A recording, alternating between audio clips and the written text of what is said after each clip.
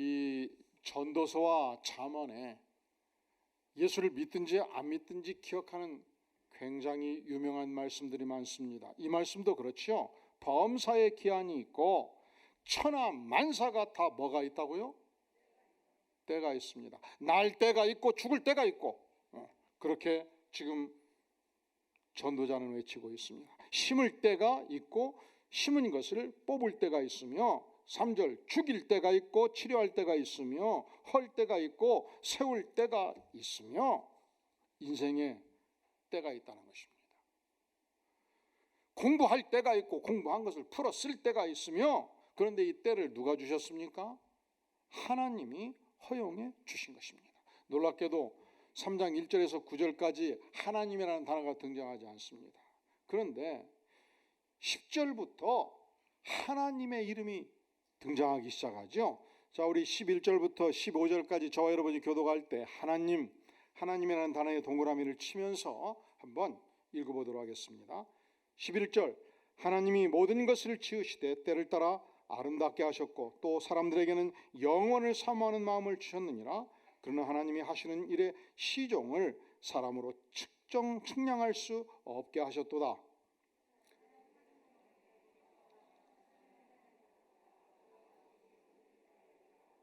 사람마다 먹고 마시는 것과 수고함으로 낙을 누리는 그것이 하나님의 선물인 줄도 또한 알았도다.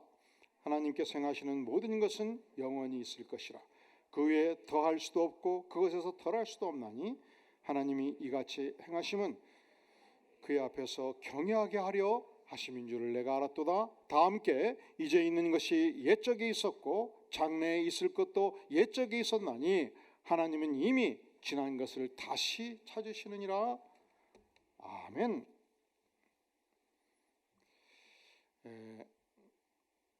세상에서 하나님을 제거하고 때를 생각하면, 세상에서 하나님이라는 개념을 없애고 시간의 차원을 생각하면 인간이 언젠가는 사라질 것인데, 언젠가는 종말을 고하는 날이 있을 건데, 하나님이 존재하지 않는다면 우리가 세상에서 아무리 혁혁한 공을 세운다 한들 이 수고가 무엇이 유익한가? 이렇게 질문하고 있습니다. 오늘 말씀에서 9절에 보면 일하는 자가 그의 수고로 말미암아 무슨 이익이 있으랴? 하나님을 제거하며 때를 따라 살아가는 인생들이 아무리 수고를 많이 해서 아무리 위대한 업적을 남긴다 해도 이 시간의 허무 앞에 인생의 허무가 사라질 수가 없다는 것입니다. 그리고 이 때의 문제, 시간의 문제를 2절부터 8절까지 각 절마다 4번씩 언급을 해요. 28번 언급하죠. 그 중에서 14번은 이 시간이 인생에 가져다 주는 긍정적인 사건을 기록하고 있습니다. 시간은 우리에게 생명을 제공합니다. 시간은 우리에게 건강을 선물합니다. 시간은 우리에게 한때 청춘과 젊음을 제공합니다. 시간은 우리에게 성공의 기쁨을 선물합니다. 시간은 우리에게 춤추는 기쁨, 소유의 기쁨, 창조의 기쁨, 발명의 기쁨, 영적인 웅변의 아름다움과 감동을 선사합니다. 시간은 우리에게 사랑하는 삶의 축복을, 평화와 안식의 기쁨을 선물합니다. 시간이 주는 긍정적 측면이죠. 그런데 동일한 시간이 인생에게 주는 것이 이거가 전부가 아니라는 거예요. 반대편에서 약 50%의 절망적 시간이 있습니다. 하나님 없는 인생을 깊이 관조하면 이것은 극복할 수 없는 인생의 절망입니다. 날 때가 있으면 언제가 있어요? 반드시 죽을 때가 있습니다. 생명은 죽음에 의해서 삼킨 바 됩니다. 건강할 때가 있으면 언젠가 건강은 질병 속에 녹아버립니다. 청춘은 순간에 사라지고 어느새 백발로 바꾸어집니다. 성공의 기쁨은 사라지고 상실과 슬픔만 남습니다.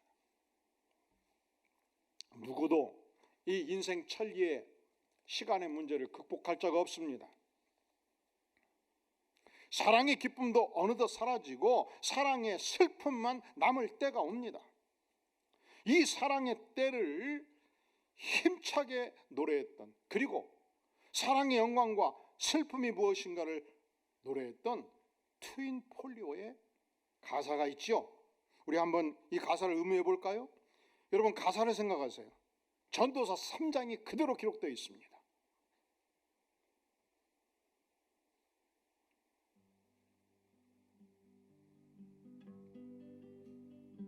사랑의 기쁨은 어느덧 사라지고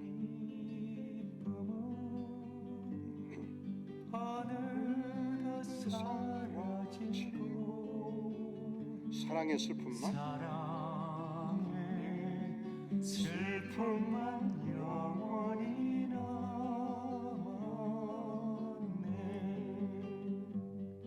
어느덧 해지고 어둠이 쌓여오면 서글픈 눈물은 별빛에 씻기네. 사라진 별이여 영원한 사랑이여 눈물에 은하수 건너서 만나리. 그대여 내 사랑 어디서 나를 보나. 잡힐 듯 멀어진 무지개 꿈인가. 사라진 별이여 영원한 사랑이여 눈물에 은하수 건너서 만나리. 사랑의 기쁨은 사랑의 기쁨은 어느덧 사라지고 사랑의 슬픔만 사랑의 슬픔만 영원히 남았네.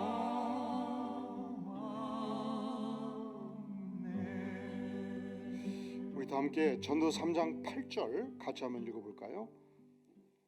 시작. 사랑할 때가 있고 미워할 때가 있으며 전쟁할 때가 있고 평화할 때가 있느니라. 그렇습니다. 사랑할 때가 있고 슬퍼할 때가 있죠. 사랑할 때가 있고 미워할 때가 있습니다. 청춘의 때가 있고 노쇠할 때가 있습니다. 사랑의 기쁨이 넘칠 때가 있고 슬픔의 눈물에 잠길 때가 있습니다. 그런데 더욱 결정적 절망은 태어날 때가 있고 인생의 마지막 죽을 때 종말의 때가 온다는 것입니다. 그러니까 하나님 없는 인생에 시간의 자원이 보여주는 결론은 무엇인가?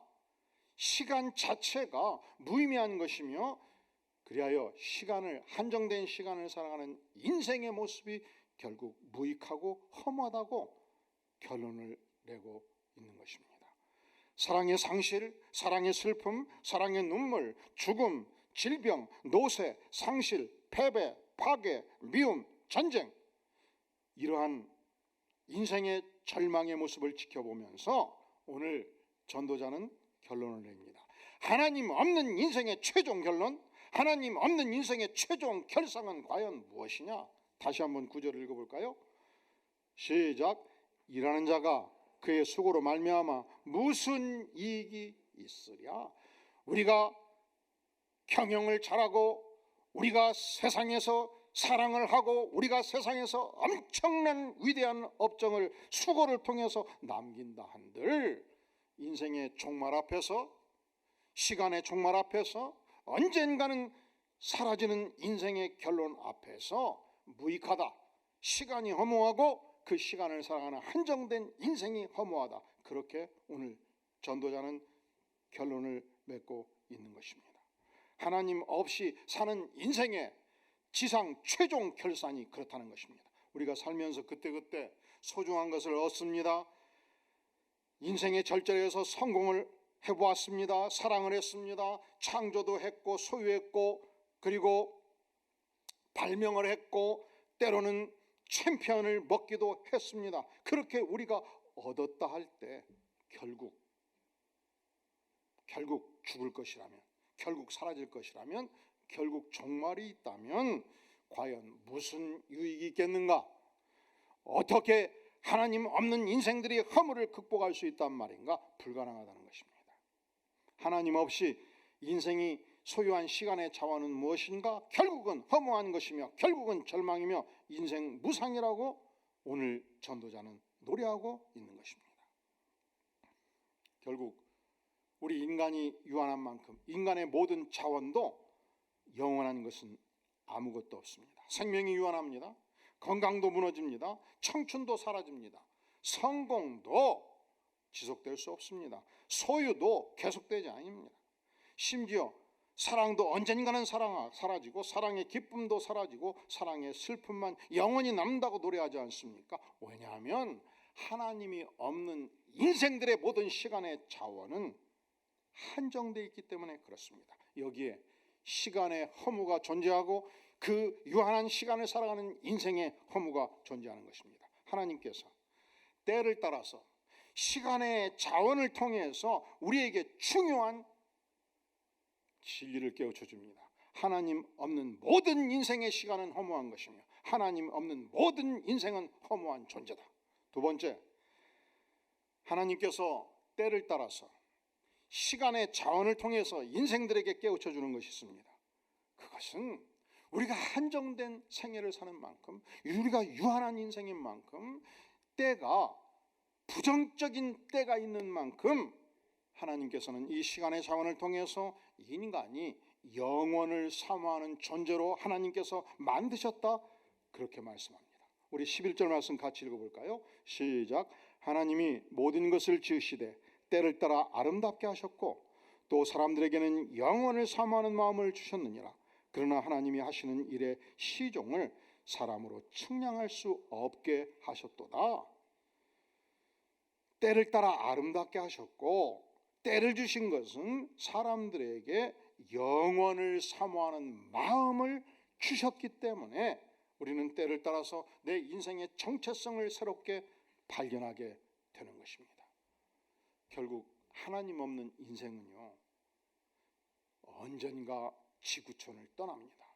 그리고 내가 인생의 종말을 거할 때 사실은 모든 것도 함께 사라집니다. 이 허무의 시간 속에서 왜 하나님은 우리를 살게 하셨는가? 그 이유가 무엇인가?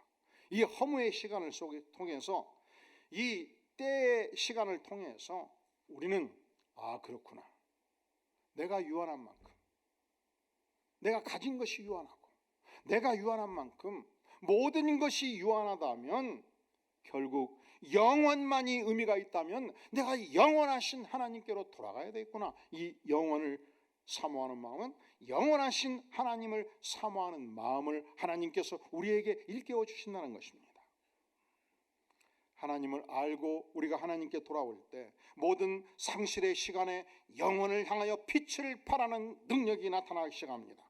우리가 하나님을 알고 하나님께 돌아오게 될 때 모든 상실의 시간은 아름답게 별빛처럼 빛나기 시작합니다. 우리가 하나님을 알고 하나님께 돌아오게 될 때 모든 상실의 시간은 영원의 의미를 반영하기 시작합니다. 하나님은 때를 따라서 시간의 자원을 통해서 분명하게 깨우쳐 주십니다. 첫째로, 하나님을 떠난 모든 인생의 시간은 허무한 시간이다.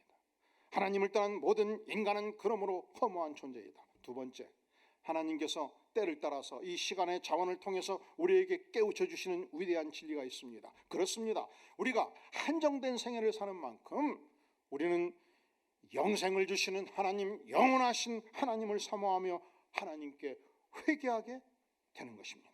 세 번째, 하나님께서는 시간의 자원을 통해서 때를 따라서 우리에게 깨우쳐 주시는 놀라운 은혜가 있을진데, 그것은 단지 우리가 하나님을 인식할 뿐만 아니라 차라를 살아가는 존재로서 영원을 사모하면서 하나님 자체, 영원하신 하나님을 경외하는 것만이 내 생애에서 가장 소중하고 의미 있는 인생이 된다는 것을 알게 되는 것입니다. 언젠가 우리는 생애의 종말을 고하지요. 이제 서서히 우리는 노쇠한 삶을 살게 될 것입니다. 청춘은 반드시 사라집니다. 기업도 쇠하게 됩니다. 그때 우리가 돌아갈 곳은 오직 영원하신 하나님 창조주 외에 이 땅에 그 어느 곳도 없습니다. 그러니 우리는 유일하신 영원하신 하나님을 경외하는 것이 마땅하지 않겠습니까? 하나님만이 영원하십니다. 하나님만이 영원한 의미를 보유하고 계십니다. 그러므로 우리는 영혼을 돌이켜서 하나님께 돌아갈 뿐만 아니라 그분을 진심을 다하여 경외하는 인생을 살게 되는 것입니다. 모든 것이 유한합니다. 모든 것은 제한되어 있습니다. 모든 것은 사라집니다. 모든 것은 쇠합니다. 이 땅에 쇠하지 아니하는 것은 없습니다. 로마 제국 천년을 지중해 난 전체를 지배했던 최대 강성 대국이었습니다. 오늘날 여러분 로마에 가보세요. 거짓대들이, 쓰리꾼들이 특실거립니다. 천년의 그 위대한 로마의 문명도 사라지지 않습니까? 세상의 모든 국가들은 언젠가는 사라질 것입니다. 명멸할 것입니다. 하지만 하나님의 나라는 쇠하지 않습니다. 왜냐하면 하나님이 영원하신 하나님이기 때문에. 우리가 이 땅에서 경외할 수 있는 분은 아무도 없습니다. 하나님만이 경외하는 유일하신 전능자이시기 때문에 우리는 오늘 또 하나님을 경외하는 것입니다. 하나님께서 우리 인생에게 때를 분별할 수 있는 능력을 허락해 주셨습니다. 우리는 이 때를 따라서 이 시간의 차원을 통해서 명백하게 깨닫게 됩니다. 첫째로 하나님을 떠난 인간의 시간은 허무하다. 두 번째로 결국 이 찰나를 살아가는 모든 인생들은 영원하신 하나님, 영원을 사모하는 존재가 되어야 마땅하다. 단지 영원을 사모할 뿐만 아니라 셋째로 그런 거로 모든 이 땅의 인생들은 돌이켜서 하나님을 경외하는 인생이 되는 것이 마땅하다는 것입니다. 마지막으로 하나님께서 때를 따라 시간의 자원을 통해서 우리에게 깨우쳐 주시는 중대한 진리가 있습니다. 그것이 무엇입니까? 13절 말씀 같이 한번 읽어볼까요? 시작. 사람마다 먹고 마시는 것과 수고함으로 낙을 누리는 그것이 하나님의 선물인 줄도 또한 알았도다. 우리가 찰나를 살고 그것으로 인생의 종말을 고하면 찰나에 누리는 인생의 분복과 쾌락이 허무한 것이 되는 것이 마땅합니다. 그런데 우리가 지상에서 영원하신 하나님을 알고 그 하나님을 인식하고 그 하나님께서 축복으로 분복으로 누리라고 주신 것이면 지상에서 먹고 마시고 수고하고 사랑하며 인생의 날을 하나님의 은혜로 알고 인생의 낙을 즐기는 것은 하나님의 전적인 선물이요 은혜라고 말씀합니다. 결코 헛것이 아니라는 것입니다. 하나님이 영원하시죠. 그 영원하신 하나님께서 예수님을 이 땅에 보내셔서 내 인생의 모든 죄가를 용서해 주셨습니다. 죄의 싹은 사망이라 사망 권세를 파하셨습니다.